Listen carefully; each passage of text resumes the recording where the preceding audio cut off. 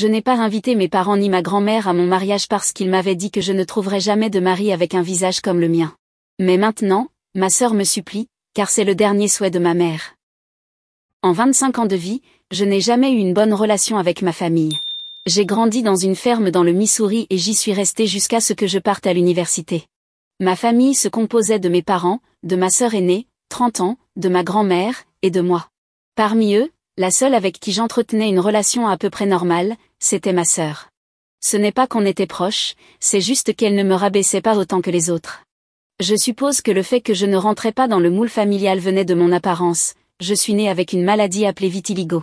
Tous les autres membres de ma famille correspondaient aux standards de beauté, grand, blond, magnifique. Moi, non. Selon eux, j'étais le vilain petit canard de la famille, et ils ne me laissaient jamais l'oublier. J'avais une grande tache dépigmentée sur le visage, et ma famille adorait s'en moquer. Ils me comparaient à une vache et disaient que Dieu avait dû faire une erreur en me faisant humaine au lieu de bovine.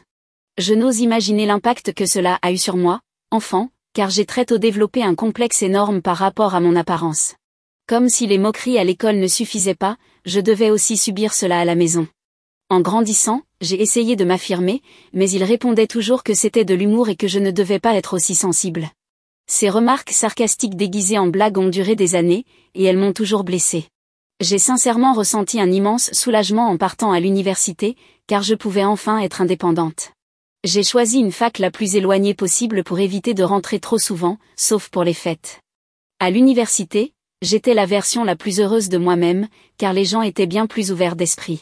J'avais décidé qu'après mon diplôme, je ne remettrais plus jamais les pieds chez moi. Une autre raison pour laquelle je ne voulais pas y retourner, c'est que j'avais enfin trouvé l'amour de ma vie pendant mes études, l'homme que je vais bientôt épouser. Jacob, nom d'emprunt pour des raisons évidentes, et moi sommes devenus amis en première année, puis avons commencé à sortir ensemble vers la fin de la deuxième. Depuis, nous ne nous sommes plus quittés, et c'est la plus belle chose qui me soit arrivée. Là où ma famille me faisait me sentir comme la personne la plus laide au monde, lui me faisait me sentir tout le contraire. Je suis rentrée chez moi pour le mariage de ma sœur, pendant ma dernière année, et je comptais lui parler de Jacob pour le lui présenter durant les vacances. Mais quelque chose qui a été dit pendant le mariage m'a profondément blessée, au point que j'ai décidé de couper tout contact avec eux après l'obtention de mon diplôme. Le jour du mariage, un de mes oncles m'a taquiné en disant que c'était mon tour et m'a demandé si j'avais quelqu'un dans ma vie. Il plaisantait, mais ma grand-mère a alors lancé qu'avec un visage pareil, c'était peu probable que je trouve quelqu'un. Mes parents ont été les premiers à approuver et ont éclaté de rire, comme si c'était la blague du siècle. Les autres avaient l'air gênés et n'ont rien dit, mais cette remarque m'a vraiment fait mal, même si j'en avais entendu bien d'autres avant. Je ne sais pas pourquoi celle-là m'a fait plus de mal que les autres, mais c'était la goutte de trop, et j'ai décidé qu'il ne méritait pas de faire partie de ma vie. Quelques mois après le mariage de ma sœur, j'ai obtenu mon diplôme. Par simple politesse, j'ai invité mes parents à la cérémonie. Ils sont venus, et nous avons été cordiaux. Je leur ai même présenté Jacob en tant que mon petit ami, et ils n'ont même pas essayé de cacher leur surprise qu'un homme normal puisse sortir avec moi. À ce moment-là, Jacob savait déjà tout sur ma famille et leur cruauté, donc il ne leur a pas vraiment adressé la parole non plus. Après la cérémonie, je les ai remerciés pour avoir financé mes études et je leur ai dit que je les rembourserais dès que possible. Je leur ai aussi annoncé que j'avais décidé de rester en ville et que je ne rentrerais pas à la ferme. Cela les a visiblement contrariés, mais j'ai précisé que je préférais la vie urbaine, et ils sont partis après un au revoir très froid. Depuis, on n'a quasiment plus eu de contact. Ils m'envoient un joyeux anniversaire ou joyeuse fête, comme je ne rentre plus, et je réponds, mais c'est tout. Et franchement, cette distance me rend heureuse, car après tout ce qu'ils m'ont fait subir, c'est ce qu'il y a de mieux. Après l'université, Jacob et moi avons emménagé ensemble, et ses parents ont eu la gentillesse de payer notre loyer le temps qu'on trouve tous les deux un emploi stable. Comme je ne comptais pas rentrer chez moi, au début de cette année, il m'a demandé en mariage, et j'ai dit oui. C'était le bon moment après toutes ces années ensemble, et les invitations sont récemment parties. Ma sœur et son mari en ont reçu une, mais je n'ai pas invité mes parents ni ma grand-mère, pour des raisons évidentes. Je ne leur parle quasiment plus, et je ne veux pas de gens comme eux autour de moi pour un moment aussi spécial. Honnêtement, je pensais que ma famille ne serait même pas surprise de ne pas être invitée, mais elle l'a été. Dès qu'ils ont compris qu'ils n'avaient rien reçu, ma mère m'a appelé pour me dire à quel point c'était injuste et insultant. Ma sœur a reçu son invitation il y a une semaine, et il y a 3 jours, ma mère a appelé en disant que toute la famille attendait toujours la leur. Elle m'a dit qu'elle était déjà passée sur le fait de ne pas avoir été invitée à la fête de fiançailles, mais que le mariage, c'était important et qu'elle s'attendait à recevoir une invitation très bientôt. Je lui ai alors répondu qu'il n'avait rien reçu parce que je n'avais aucune intention de les inviter. Elle s'est mise à crier, me traitant de fille ingrate qui avait refusé d'hériter de la ferme et d'honorer l'entreprise familiale qui m'avait tout donné, et qui maintenant se prenait pour une autre sous prétexte qu'elle vivait en ville. C'était tellement absurde que je lui ai dit la vraie raison pour laquelle je ne voulais pas d'eux à mon mariage, les remarques qu'il m'avait faites toute ma vie sur mon apparence. Elle a tenté de dire que ce n'était que des blagues et que c'était mesquin de ma part de les prendre autant à cœur, mais je lui ai dit que c'était terminé et que je ne voulais plus d'eux dans ma vie. Puis j'ai raccroché et je l'ai bloqué, et j'ai aussi bloqué mon père par précaution. Ça m'a procuré un immense soulagement, car j'en avais envie depuis très longtemps, et maintenant j'avais enfin une raison de les rayer définitivement de ma vie sans culpabiliser. Mais 2 heures plus tard, ma sœur m'a appelé en disant qu'elle était prête à tout payer, les billets d'avion, l'hébergement, leur présence au mariage, tant que je les invitais. Tout ce qu'elle demandait, c'était que je leur envoie une invitation et que je m'excuse d'avoir dit que je ne voulais plus d'eux dans ma vie.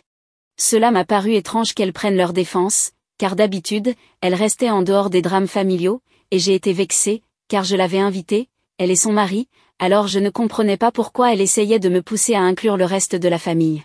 Je lui ai dit qu'elle était libre de ne pas venir si elle le prenait aussi mal, mais que je n'allais pas inviter nos parents pour autant. C'est là qu'elle m'a dit que ce n'était pas une question de ce qu'elle ressentait, mais qu'il y avait quelque chose que j'ignorais, quelque chose que notre famille ne m'avait pas dit, ni à moi ni à personne, pour ne pas m'inquiéter alors que j'étais dans un autre état. Ma mère avait été diagnostiquée d'un cancer du poumon de stade 2 il y a quelques semaines, et apparemment, son dernier souhait était de voir sa fille se marier. Apparemment, ils avaient gardé cela secret non seulement parce que j'étais loin, mais aussi parce que le mariage approchait, et ils ne voulaient pas gâcher l'ambiance en annonçant une mauvaise nouvelle.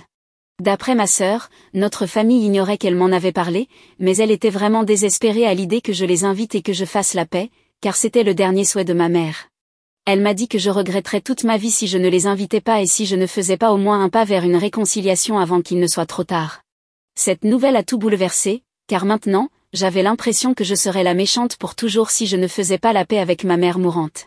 Je veux dire, comment garder une rancune contre quelqu'un qui est atteint d'un cancer ? C'est vraiment dur, surtout quand il s'agit de sa propre mère. J'étais donc complètement dévastée après cet appel avec ma sœur, et je ne savais plus quoi faire, jusqu'à ce que j'appelle Jacob et que je lui raconte tout. C'est lui qui a suggéré qu'il pourrait mentir pour susciter la pitié. Jusqu'à ce moment-là, j'étais tellement émotive que je n'avais même pas envisagé cette possibilité, mais après qu'il l'ait évoquée, j'ai décidé d'y réfléchir. Je ne savais pas à qui parler, car ma sœur avait clairement dit que seule elle, mon père et ma grand-mère étaient au courant du diagnostic. J'ai donc décidé de contacter ma tante, la sœur cadette de ma mère, qui m'avait aidée à m'installer quand j'avais déménagé ici. Je savais qu'elle n'était pas comme ma mère ou ma grand-mère, et j'étais quasiment certaine que même si je lui en parlais, si le diagnostic s'avérait réel, ma mère ne lui en voudrait pas, car après tout, c'était sa propre sœur, et elles étaient très proches. Elle et moi avons toujours eu une relation plutôt saine, alors quand je lui ai dit ce que ma sœur m'avait confié, elle m'a dit qu'elle avait envisagé de m'en parler, mais avait hésité. Comme c'était moi qui l'appelais pour en discuter, elle a décidé qu'elle ne pouvait pas me mentir et qu'elle ne couvrirait pas ma mère. Elle m'a expliqué que lorsque ma sœur a reçu son invitation mais que mes parents et ma grand-mère n'en avaient pas reçu, ils l'ont très mal pris. Ils l'ont contactée pour savoir si elle en avait reçu une aussi, et quand ils ont appris que c'était le cas, ils ont complètement perdu leur calme. Apparemment, ma mère racontait à tout le monde que si je les avais ignorés, c'était parce que je les considérais comme des bouseux sans valeur, des gens trop simples pour mériter une invitation. Encore une fois, ce n'était pas vrai. Ma mère avait confié à ma tante qu'elle ne comptait pas laisser passer ça et qu'elle allait m'appeler pour me confronter à ce sujet. Elle avait dit que si je continuais à refuser de les inviter, ils me diraient alors que ma mère était malade. Sachant à quel point je suis sensible, ils étaient certains que je pardonnerais immédiatement et que je les inviterais au mariage, en m'excusant par-dessus le marché. Une fois sur place, ils feraient en sorte que je ne puisse jamais oublier ce jour-là, et c'était tout simplement ignoble. Ma tante voulait m'en parler, mais elle ne savait pas si c'était son rôle. Puis elle s'est excusée de ne pas m'en avoir parlé plus tôt, et je lui ai pardonné parce que, sans elle, je n'aurais rien su de tout cela. Après m'avoir révélé la vérité, j'ai appelé Jacob pour lui dire qu'il avait eu raison, ma mère avait menti pour obtenir ma pitié, afin que je les invite, et ils avaient prévu de venir ruiner mon mariage. Nous étions tous les deux furieux et avons décidé de publier un message sur les réseaux sociaux, car j'ai découvert qu'ils disaient aussi aux gens que je ne les avais pas invités parce que je me prenais pour quelqu'un de supérieur. Nous avons donc posté la vérité, et ensuite, j'ai aussi bloqué ma sœur, car elle faisait clairement partie de cette manipulation et avait choisi son camp. Je lui ai aussi envoyé un message pour lui dire que je retirais son invitation et que je ne voulais plus qu'elle assiste à mon mariage. Une fois que tout ça a été fait, Jacob et moi nous sommes sentis un peu soulagés. Mais après avoir publié mon message, j'ai reçu un SMS du numéro de ma grand-mère, que j'avais oublié de bloquer. C'était évidemment ma mère, et elle m'a écrit que peu importe ce que je racontais sur les réseaux, elle allait s'assurer que je ne puisse pas me marier, car elle ne permettrait jamais que ça ait lieu sans sa bénédiction. Elle a ajouté que je ne serais jamais heureuse avec Jacob sans leur approbation, et que j'avais encore une chance de réparer les choses. Cela m'a tellement mise en colère que je lui ai répondu que j'aurais sincèrement préféré qu'elle ait vraiment un cancer, car au moins, je l'aurais supporté plus facilement en sachant que je n'en aurais plus pour longtemps à la supporter. Puis j'ai bloqué ce numéro aussi. Malheureusement, j'ai compris après coup que je n'aurais jamais dû répondre, car elle a pris une capture d'écran de mon message et l'a posté sur ses réseaux sociaux. Maintenant, la moitié de la famille pense que je suis allée trop loin, tandis que l'autre moitié pense que mes parents sont mentalement instables. Je me sens un peu mal d'avoir dit ça, car je ne veux pas être ce genre de personne, mais ce jour-là, j'ai vraiment atteint ma limite. Est-ce que je suis une mauvaise personne pour avoir dit que j'aurais préféré que ma mère soit vraiment atteinte d'un cancer du poumon? Eddie, bonjour, certaines personnes se demandent pourquoi mes parents étaient contrariés que je ne rentre pas à la maison après l'université s'ils semblaient me détester autant. C'est en fait parce que mes parents nous avaient toujours dit, à ma sœur et à moi, que nous devions reprendre la ferme une fois qu'ils prendraient leur retraite. Ils s'attendaient à ce que nous la gérions ensemble, et en partie, ils voulaient aussi que je reste pour que la ferme reste dans la famille. Si le contrôle total de la ferme allait à ma sœur, il était évident que son mari réclamerait lui aussi sa part, et il ne voulait pas de ça. Nous nous étions même disputés à ce sujet quelques jours après le mariage de ma sœur, et j'avais déjà prévu de refuser à l'époque. Mais je ne l'ai pas fait, car je ne voulais pas entrer en conflit avec eux alors que j'étais encore dépendante financièrement d'eux pour mes études. Beaucoup de gens disent que j'aurais dû couper les ponts dès mon départ à la fac, ou au moins après l'obtention de mon diplôme, et je leur donne raison. Mais je ne l'ai pas fait, car je ne voulais pas être complètement seule et sans soutien financier. Et après, je ne les ai pas coupés de ma vie parce que je pensais que ce n'était plus nécessaire, puisque j'étais déjà loin, aussi bien physiquement qu'émotionnellement. Mais les gens ont raison, j'aurais dû le faire. Mise à jour 1. Merci beaucoup à tous ceux qui ont pris le temps de commenter mon message. Cela fait 4 jours, et j'ai toujours bloqué ma famille. Je ne vais pas m'excuser auprès d'eux pour quoi que ce soit. Jacob et moi avons eu une longue discussion à ce sujet et nous avons compris que je me laissais beaucoup trop affecter par ce que ma famille pensait de moi. Si certaines personnes ont pris leur parti, tant pis. Si elles décident de ne pas venir au mariage pour les soutenir, je ne peux pas les en empêcher, et je n'en ai plus envie non plus. Alors après en avoir discuté, nous avons décidé de faire une déclaration disant qu'à ce stade, nous étions vraiment fatigués de toute cette histoire. Si les gens voulaient venir à notre mariage, ils étaient les bienvenus. Et s'ils ne voulaient pas, alors qu'ils ne viennent pas. J'ai aussi mentionné que la plupart des membres de ma famille ont toujours su que mes parents et ma grand-mère avaient été incroyablement cruels avec moi toute ma vie, et qu'ils se moquaient constamment de mon apparence, sachant que j'avais une condition médicale et que je ne pouvais rien y faire. Ils m'ont toujours fait me sentir laide et insignifiante, et comme ils ne supportaient pas le fait que je ne cherchais plus à m'entendre avec eux, ils ne me respectaient plus non plus. Ça m'a fait du bien de le dire à voix haute, parce que j'en avais assez que des gens de ma famille pensent qu'ils pouvaient simplement m'envoyer un message disant que j'étais allée trop loin, et s'attendre à ce que je m'excuse auprès de mes parents. Jamais ils ne se sont arrêtés une seule fois pour réfléchir à ce que j'avais traversé toutes ces années, et mes parents, les personnes censées me protéger du monde, ont été celles qui m'ont fait me sentir le plus mal dans ma peau. Ils ne m'ont jamais soutenu pendant mon enfance et n'ont jamais dit à mes parents qu'ils avaient tort de dire ces horreurs. Alors en quoi dire quelque chose de cruel à ma mère sous le coup de la colère, en guise de revanche, serait-il pire que ce que m'ont fait? Au moins, moi, j'ai été provoquée, c'est mon excuse. Mais moi, j'étais une enfant quand mes parents disaient toutes ces horreurs, quelle est leur excuse à eux?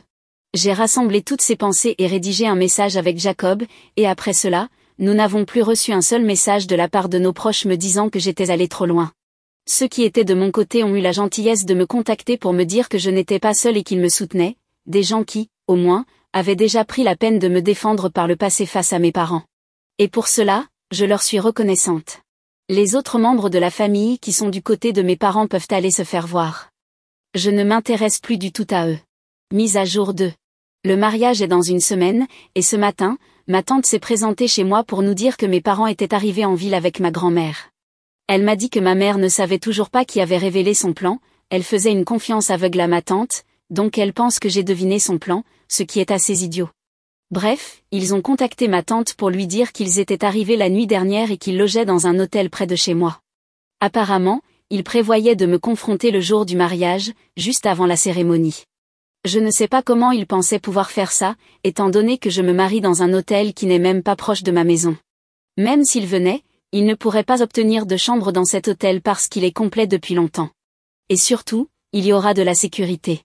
Je ne vois vraiment pas comment ils pensaient s'y prendre. En tout cas, j'ai remercié ma tante de m'avoir prévenue, mais j'ai trouvé un peu bizarre qu'elle soit venue en personne alors qu'elle aurait pu me le dire par téléphone. Quand je lui ai demandé, elle est devenue très mal à l'aise et m'a expliqué que la veille, ma mère l'avait mise au téléphone avec ma grand-mère, et qu'elle l'avait un peu coincée. Elles se sont mises à se moquer d'elle en disant que, même si elle avait une fille qui vivait ici, leur mère devait quand même séjourner à l'hôtel au lieu d'être invitée chez elle. Ma tante m'a dit qu'elle avait vraiment essayé d'éviter ça, mais qu'elle l'avait énormément mise sous pression pour qu'elle les héberge au lieu de les laisser à l'hôtel, et maintenant ils sont chez elle. Elle était donc un peu hésitante à m'envoyer un message ou à m'appeler pour me prévenir. C'est pour ça qu'elle a choisi de venir me voir en personne, et elle s'est excusée sincèrement. Elle m'a juste dit que c'était très difficile pour elle d'aller à l'encontre de sa mère et de sa sœur, et qu'elle voulait vraiment être du bon côté, mais qu'elle lui rendait la tâche très difficile. Personnellement, je trouve que c'est un peu faible de sa part d'avoir cédé aussi facilement, mais je lui ai dit que c'était mieux qu'il soit chez elle plutôt qu'à l'hôtel comme il l'avait prévu. Comme ça, je pouvais aller chez elle avec elle et les confronter à ce qu'il comptait faire. À l'hôtel, ça aurait été plus compliqué avec la sécurité et tout le reste. En tout cas, ma tante ne voulait pas que je fasse ça, mais je l'ai convaincue, et maintenant Jacob et moi sommes en route vers sa maison. Mise à jour 3. Nous venons de rentrer de chez ma tante il y a environ 1 heure. Nous avons eu une grosse confrontation avec mes parents et ma grand-mère, mais je ne regrette absolument rien. En fait, je me sens soulagée, parce que je pense que je me suis enfin débarrassée d'eux, et ils ne viendront probablement plus me déranger de sitôt. Dès que je suis arrivée avec ma tante, ma mère avait l'air vraiment surprise de me voir. Puis elle a compris que ça devait être ma tante qui m'avait parlé de son plan. Ma grand-mère et ma mère ont commencé à crier sur ma tante en l'accusant de trahison, mais j'ai immédiatement mis fin à ça, parce que c'était censé concerner ma relation avec eux, et je n'allais pas les laisser détourner l'attention. Je leur ai donc dit aussi poliment que possible que j'avais été très claire, je ne voulais pas qu'ils assistent à mon mariage, et je ne voulais plus aucun contact avec eux à l'avenir. S'ils ne comprenaient pas les sous-entendus, je pouvais très bien appeler la police le jour du mariage, et là, ils comprendraient clairement comment je voulais gérer les choses, c'est-à-dire pas du tout. Mes parents se sont énervés en disant que je n'avais pas le droit de les menacer après tout ce qu'ils avaient fait pour moi. Alors je leur ai répondu que ce qu'ils avaient fait, ils l'avaient fait parce qu'ils avaient choisi de m'avoir, et qu'ils ne m'avaient pas rendu service en m'élevant.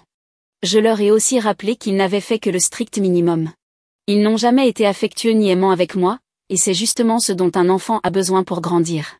J'ai eu un moment d'émotion en leur disant qu'ils m'avaient fait me sentir comme une moins que rien pendant toute mon enfance, et que maintenant que j'étais enfin heureuse, ils ne le supportaient pas et voulaient tout gâcher.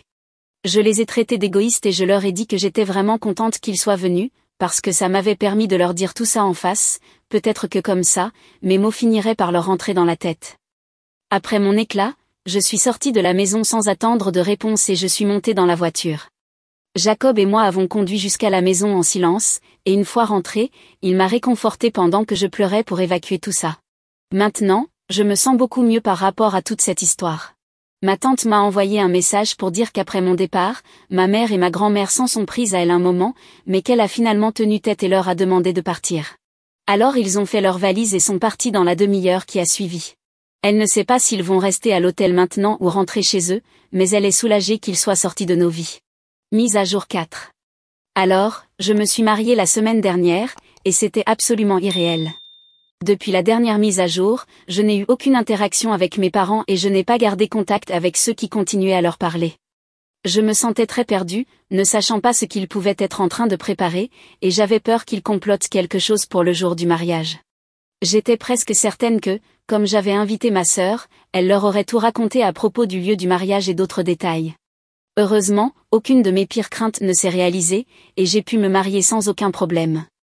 J'ai posté quelques photos sur les réseaux sociaux, et à ma grande surprise, ma sœur m'a contactée pour s'excuser d'avoir suivi nos parents dans toute cette histoire. Elle a compris que ce qu'elle avait fait était mal. Comme j'avais bloqué son numéro, elle m'a écrit via les réseaux sociaux. Elle m'a dit qu'elle était heureuse pour moi, m'a félicité pour le mariage, et je l'ai remerciée. On en est resté là, parce que je ne lui ai pas encore vraiment pardonné, mais au moins, elle a eu l'intelligence de s'excuser. Peut-être qu'un jour nous nous réconcilierons, mais pour l'instant, je veux juste profiter de ma nouvelle vie avec Jacob. Il y a des gens avec qui je ne me réconcilierai certainement jamais, et ce sont mes parents. Même s'ils n'ont causé aucun problème le jour du mariage, ce que j'apprécie, ils m'ont quand même contacté il y a quelques jours pour m'informer qu'ils me retiraient officiellement de leur vie de manière définitive. Ils m'ont déshérité, et une fois qu'ils ne seront plus là, je n'hériterai de rien. Honnêtement, ça me va très bien. Je ne m'attendais de toute façon pas à être incluse dans leur testament, et même si je l'avais été, j'imagine qu'ils m'auraient laissé quelque chose de complètement inutile, puisque tout ce qui valait vraiment quelque chose allait évidemment à ma sœur. Ils m'ont envoyé un email, et après l'avoir lu, je l'ai simplement supprimé et j'ai continué ma vie, parce que je m'en fiche complètement. Je pars en lune de miel dans quelques jours, et maintenant, je veux juste m'amuser. Mise à jour 5. Ce n'est pas vraiment une mise à jour, mais plutôt un message pour clarifier certaines choses. Par exemple, l'argent qu'ils ont dépensé pour mes études.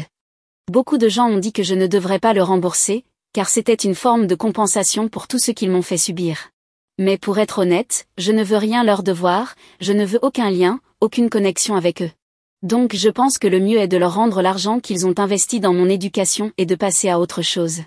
Je veux être la personne la plus digne dans cette histoire et que ce soit évident à quel point ils ont été mauvais avec moi. Et puis, je ne veux pas être cette personne qui leur en veut, mais garde quand même leur argent. De cette manière, je serai complètement libre d'eux. Dès que j'ai commencé à travailler, j'ai entamé le remboursement, et comme nous n'avons plus de contact, je continue à le faire via ma tante. Il me reste encore quelques années pour rembourser la totalité, mais j'espère bientôt obtenir une promotion au travail, ce qui me permettra de payer davantage et de me débarrasser d'eux le plus vite possible. Et au cas où vous vous poseriez la question, je n'ai eu aucun contact avec eux depuis avant le mariage, ce qui remonte à environ 5 mois. Je n'ai pas non plus parlé à ma sœur durant tout ce temps.